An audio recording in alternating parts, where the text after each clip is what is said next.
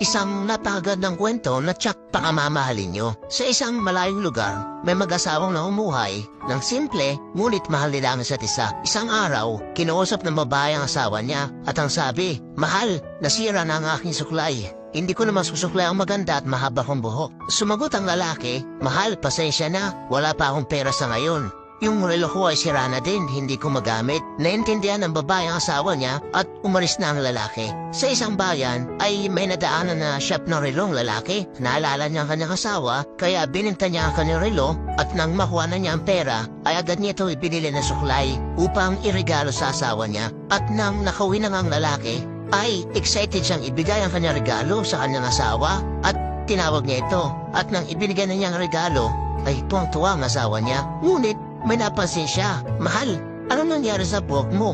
Bakit hanggang balikat na lang?" Sumagot ang babae at ang sabi, "Binenta ko